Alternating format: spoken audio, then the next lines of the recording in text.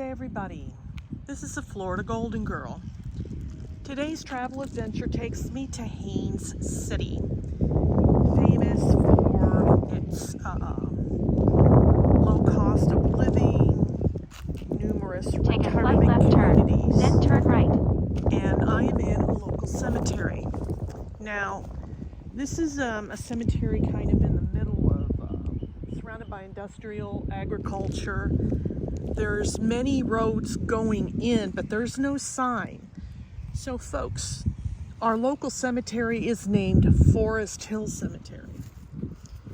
And so it just serves the local community.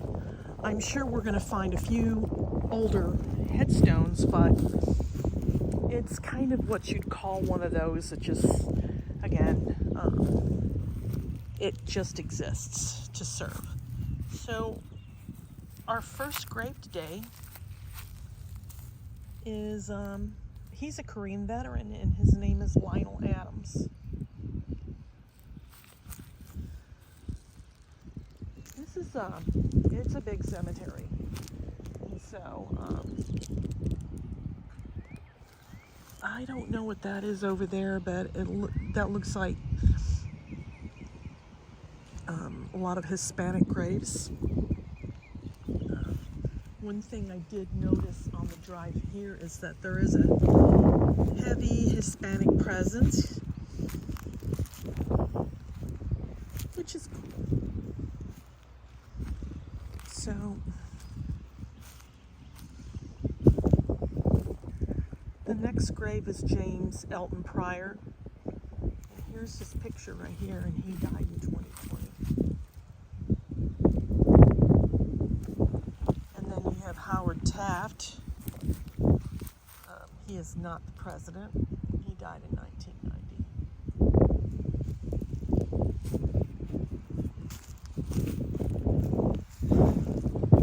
So, that's an interesting one. So the name is fake.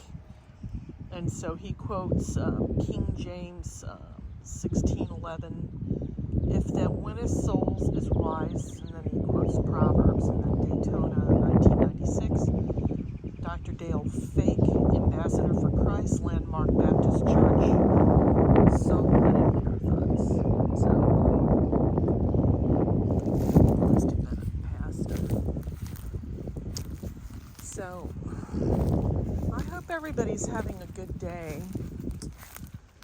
It's really not a bad day out. It's a little bit, it's not cool, but it's early enough in the day where I can get out and do my filming and not really be bogged down by the heat, because when you're out here filming, it really can be draining. So this is William Crowley, and he died in 1990. Like I said, it's not a historic grave.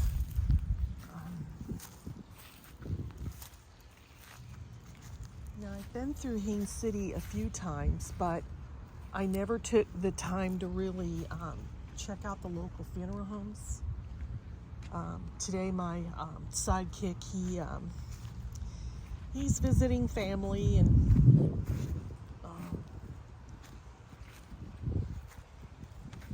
he said, "What, another cemetery?" Yeah. So he's just checking on me. And so, like I said, it's early in the day, so it's pretty safe out. You know, if you get out early in the morning, not too early, but early enough where you can go about your business, then you're good. So we have a sergeant who served in World War II, and he died in 2020. Or probably he died from COVID or COVID death.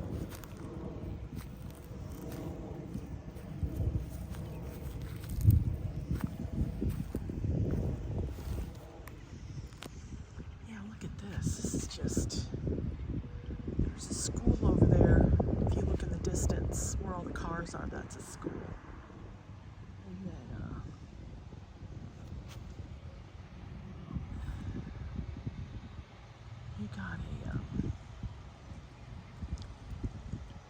you got a high school over there, and then you got some birds. They're trying to find food.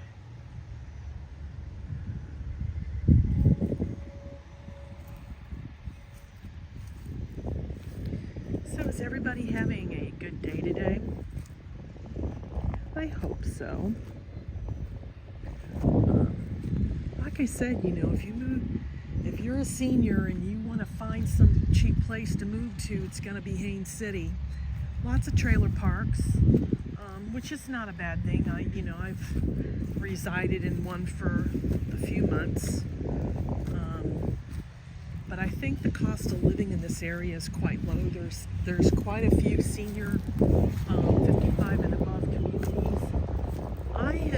I find myself thinking about wanting to move there.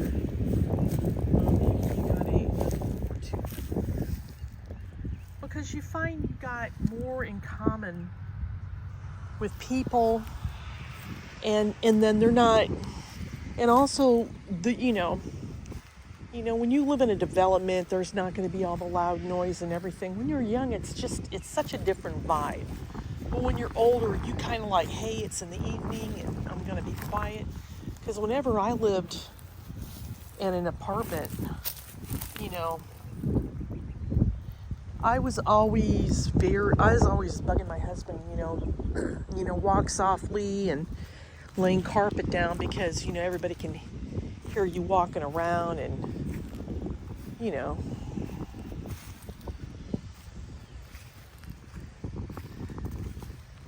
really, no matter how much they say they build those apartments, they're just really still, Wow, Vietnam veteran. So all we're missing is World War I and Civil War. Turn right, then turn right. Like I said, you don't find a lot of Korean vets, that's for sure.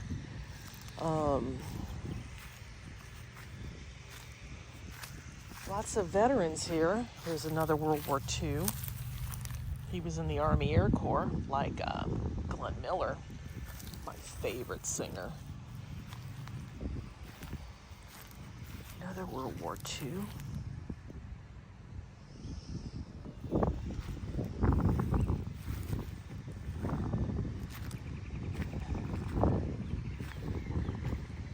So, I may have mentioned in past videos that my mother loved big band music. That was what she was, it was that time period, when you're talking around World War II and, victory gardens and et cetera, and victory parades and, community gardens and, I love that time period of life, 20s, 30s, and 40s. I think even some early 50s. But my mother was raised on it, and when we were going in the car, it was either country and western music, which I'm sorry to say I really don't like, or big band music. And she just loved Glenn Miller, and she loved the Pied Pipers. That's Joni Sue Crockett. She died in 80. That's the earliest grave so far. So you've got some 1980s graves here in the B section.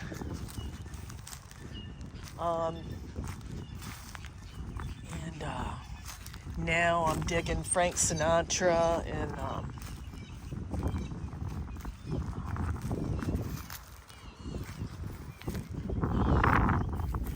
another World War II veteran here. Frank Sinatra and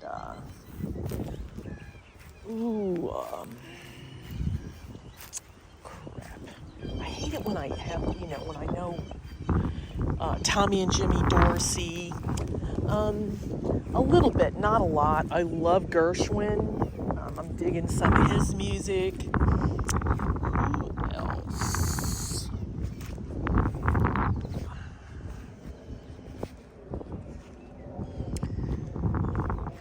Hal McIntyre.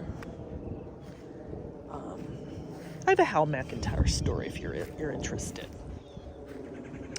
So, I had an aunt. Her name was Jeannie McManus. And she was a girl singer. So, back in the day when they had big band, she had a boy singer and a girl singer. And my aunt wasn't like famous, but to a degree. So her next door neighbor, when she lived in Sun Valley, California, she used to live next to David Carradine, so I got all the gossip on David Carradine. And another neighbor was Frank Sinatra's mother, who she said was a very nice lady. So when she got older, she sort of let herself go.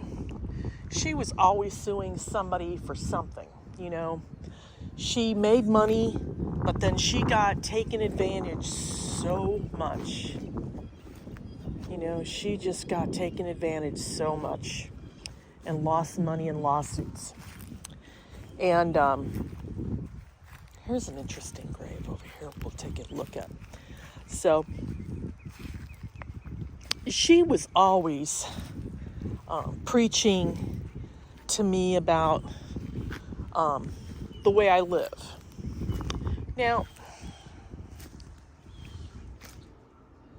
when I was younger, I think I told you I had a really crappy childhood and teenage childhood because I was abused.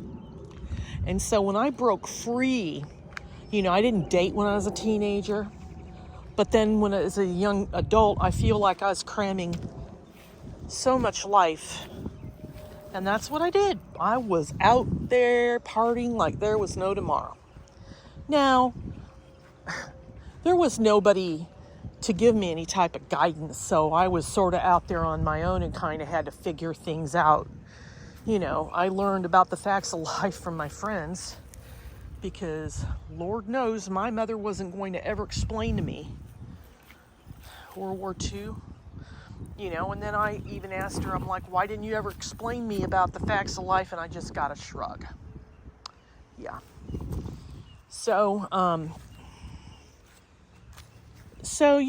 my mother would complain to my aunt, her sister, and then the sister would call me, and it just never was good. So anyway, my aunt was dating a married man. Oh yeah. I think they had a thing going on with her and Hal McIntyre. She in the 50s was Hal McIntyre's singer. And eventually, I think, when you're in that situation, he eventually left his wife and his family, and they got engaged, kind of under the table. So, and this was in all the newspapers, how he was in this lady, his singer's apartment. They were going through arrangements, sure, and then he fell asleep and he was smoking and he ended up in the hospital, and they didn't think he was going to make it. So the day he died was when his divorce got final. But evidently, unbeknownst to the public, they snuck down when she thought, or when they thought that his divorce was final, they had snuck down to Mexico and got married. They came back and found that it wasn't legal. Kind of the same situation with Rudolph Valentino, when him and his second wife, Natasha Rambova, back in 1922, snuck down to Mexico and had this big old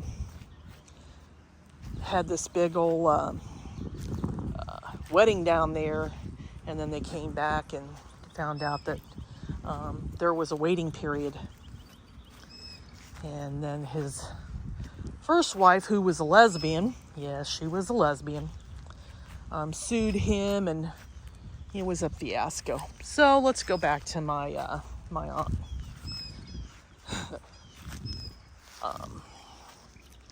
So she always said Hal was the love of her life. She never really had a well, she did get married only one time, and she had a daughter late in life, in her, I think, 41. And that relationship with her daughter was not good. She was always riding her, and I was never close to them, and I may have seen her only one time. But yeah, she made front page news and all this other stuff, and I often thought how, I didn't know this until, when you have the internet and everything is now, all the history is out there now, that here's this lady preaching to me, and here she was, dating married men, but you're talking in the 50s. And so, back then they had ways of sweeping things under the doormat. But yeah, what was funny is so when Hal McIntyre had his funeral, they would not let her come. So she never did go, and I think she grieved him for the rest of her life.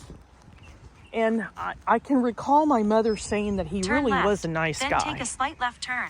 Very polite, and he evidently adored my aunt, which I think was good, but it's the circumstance that she's preaching to me about, living such a good life, or being, you shouldn't do this and you shouldn't do that, but yet she did it.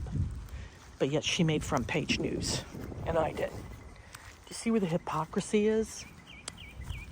So anyway, I'm going to go get in my car, and we're going to go to another part of the park. So, take a slight left turn, then turn right. But yeah, so she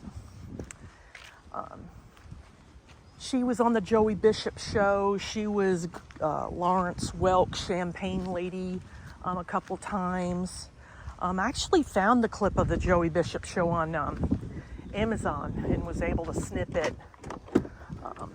And I even went on eBay and found that a picture of hers, like one of those publicity pictures, that your agent wants you to take, headshots. So yeah, I thought that was cool. So now we're gonna go and we're gonna drive around. Take a slight left turn, then turn right. She was a very beautiful lady. She had talent, but I've read reviews on her singing. There was many that said she just didn't have it.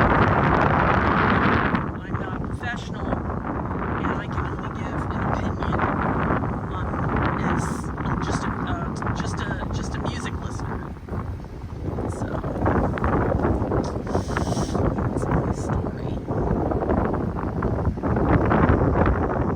Turn right, then turn right. So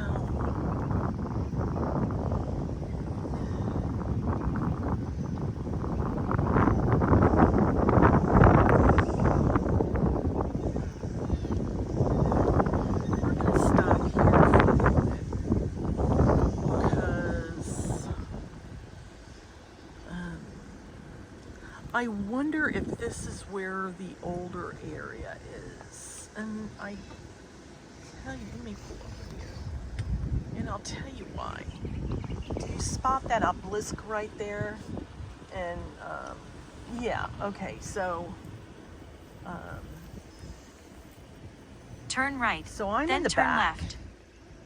and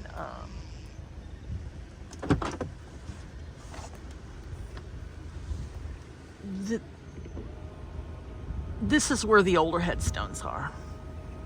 And so we're just gonna stop here, and we're gonna take a few looks, see what's going on. And I kind of wanted to get away, so just you see, I'm gonna see in the distance. See this lady here with all the flags. So she's sitting here, and I guess she had a loved one, but yet she's all being nosy watching me. I think it's funny.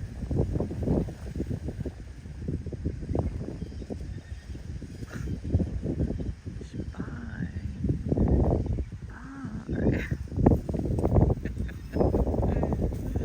Oh, I get a kid. So, here I am. And this is Norris.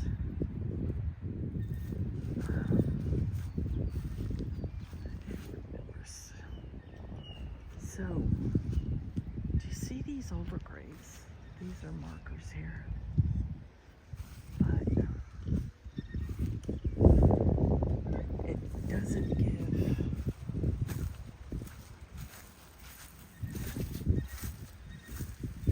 date of death or anything. So to me, this is just a marker. Let me see, here's one over here. It's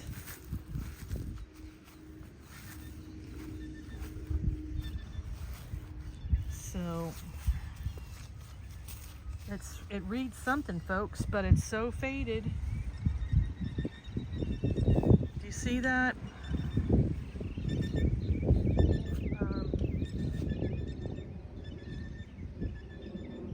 Oh, here's a World War I right here. See, he died in '64, and he was with Company E, 344th Field Artillery, 90th Division. And then, let me see, I'm trying, you know, I'm thinking I see some older graves. You've got that one over there, 1969, and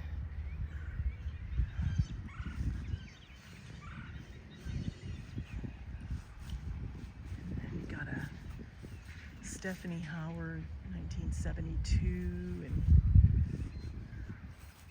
you got some 70s here. I thought I seen some older markers.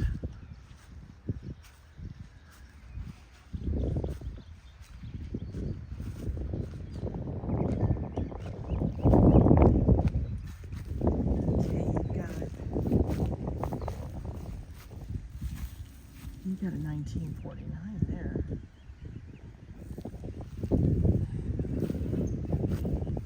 We have somebody that died in 1933.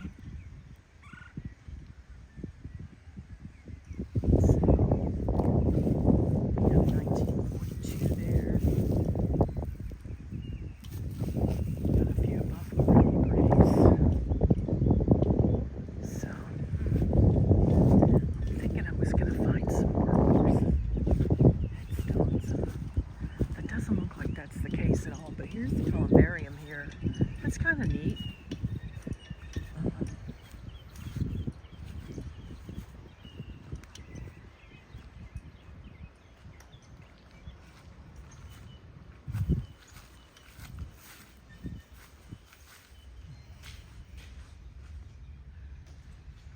So, wow. So, there, it's somebody, but they're all unmarked. This is a 6 one here. There's no, maybe it's waiting for somebody, I don't know. But, and then here's your little, so that must be the main entrance.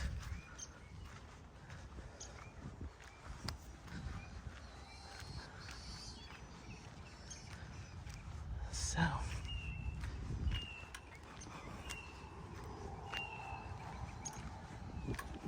oh, so this is Florida National Guard.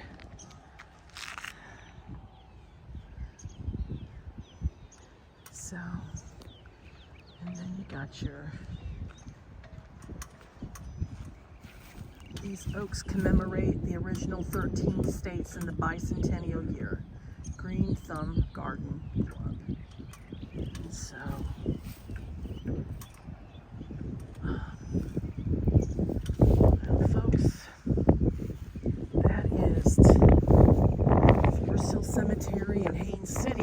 nutshell, I hope you enjoy today's video. If you get a chance, check out my earlier ones. Like, subscribe, click on the notification bell to let you know when a new video will be uploaded. Tell a neighbor, tell a friend. Word of mouth is how my channel grows. I appreciate each and every one of you that take the time